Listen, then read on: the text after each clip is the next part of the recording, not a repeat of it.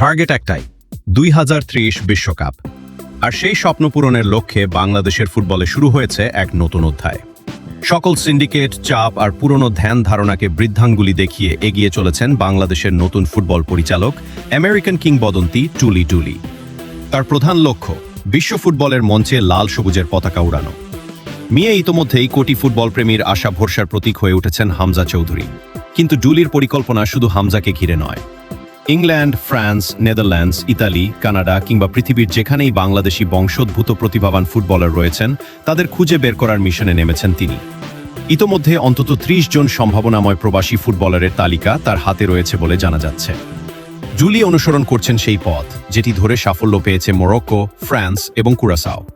2022 বিশ্বকাপে মরক্কোর ঐতিহাসিক সেমিফাইনালে ওঠার পেছনে ইউরোপে বেড়ে ওঠা বহু বংশোদ্ভূত ফুটবলারের অবদান ছিল। ফ্রান্সের 2018 বিশ্বকাপ জয়ী দলেও আফ্রিকান বংশোদ্ভূত খেলোয়াড়দের গুরুত্বপূর্ণ ভূমিকা ছিল।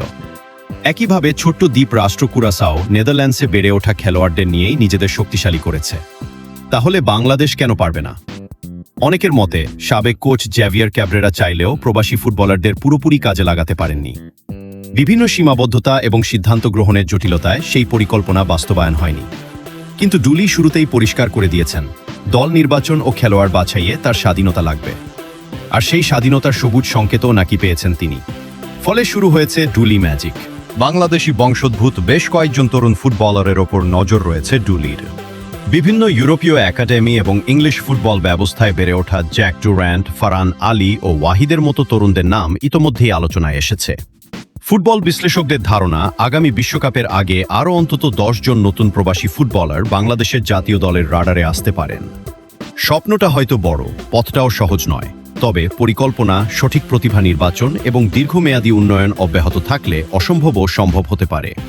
প্রশ্ন এখন একটাই, হামজা চৌধুরীদের নিয়ে শুরু হওয়া এই নতুন যাত্রা কি সত্যিই বাংলাদেশকে 2030 বিশ্বকাপের স্বপ্ন দেখাতে পারবে? লাল সবুজের জার্সিতে বিশ্বমঞ্চে বাংলাদেশের পতাকা ওড়ানোর স্বপ্ন এখন আর শুধু কল্পনা নয়, বরং একটি সুপরিকল্পিত অভিযানের নাম। আর সেই অভিযানের নেতৃত্বে রয়েছেন টুলি ডুলি। এখন দেখার বিষয়, এই ডুলি ম্যাজিক কতদূর নিয়ে যেতে পারে বাংলাদেশের ফুটবলকে।